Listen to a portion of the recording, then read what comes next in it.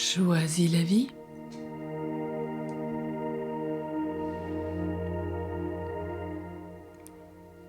Vive Dieu.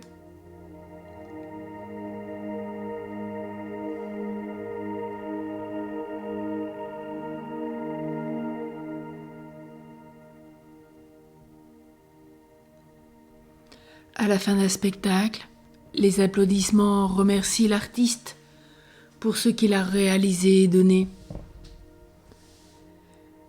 Ne serait-il pas plus beau encore que ce dernier se tourne vers celui qui l'a comblé de tant de dons et qu'il le fasse applaudir par la salle? Rêvons à plus grandiose encore. En réponse à ce geste, toutes les personnes assemblées pourraient se lever et clamer d'une seule voix: Vive Dieu! Vive Dieu! Vive Dieu! Bien que cette exclamation puisse surprendre au premier abord, car Dieu est la vie même, considérons-la surtout comme un témoignage de notre gratitude, surtout particulièrement en ce dernier jour de l'année civile.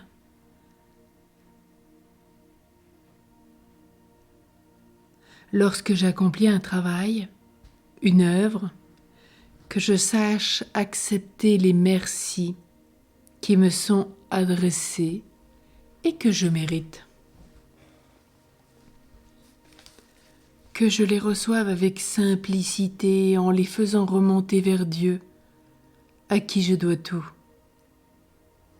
Tout vient de lui, tout retourne à lui. Tous ces merci que je reçois, que je les fasse monter chaque jour vers Dieu, à qui je dois tout. Dieu le plus grand est aussi le plus petit. Son amour plein de délicatesse ne fait pas sa promotion ni sa publicité. À toi, à nous de les découvrir dans toutes les facettes de la vie, les cadeaux, les merveilles, les événements heureux, les grâces inespérées, afin de pouvoir restituer à Dieu ce qui lui revient.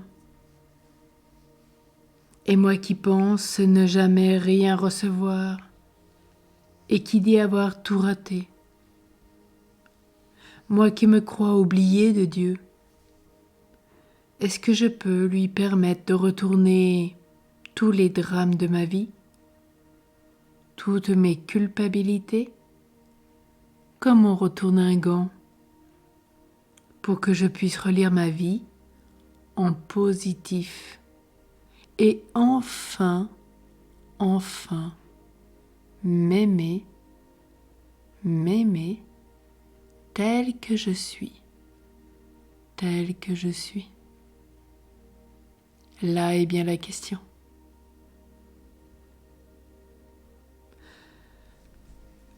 Lorsque le facteur m'apporte une lettre d'amour, je peux embrasser le facteur, mais il n'est pour rien dans l'existence de cette lettre. Il n'en est que le porteur.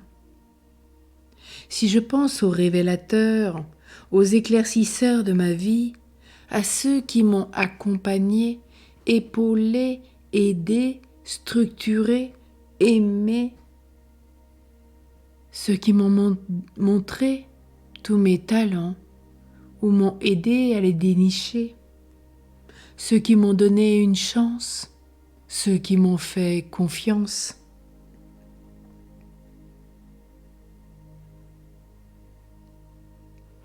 Tous ceux à qui je dois certaines de mes fondations, de ma construction intérieure, physiquement, psychologiquement, spirituellement, relationnellement. Je peux être tenté de me fixer exagérément sur eux et les idolâtrer. Ils ne sont pourtant que des transmetteurs de la grâce, des messagers de l'amour de Dieu. Alors, comme l'artiste, je saurais rendre à Dieu ce que j'aurais reçu. La parole bienveillante de ce frère, le regard compatissant ou le geste d'affection de cet autre qui seront autant de témoignages de son amour pour moi. Et je pourrais dire, vive Dieu. Oui, en cette dernière journée, en cette dernière nuit que nous allons vivre, nous pourrions la vivre dans l'adoration, la contemplation, en louant Dieu, en l'acclamant, vive Dieu, pour le remercier de tout ce qu'il a permis dans ma vie. Quelle relecture au cours de cette journée, au cours de cette nuit, que nous pourrions porter tout cela dans le mystère eucharistique du 1er janvier, dans cette grande solennité que même beaucoup de chrétiens ont oubliée. Le 1er janvier n'est pas ce premier jour de l'année pour les chrétiens. Nous avons commencé au premier dimanche de l'Avent.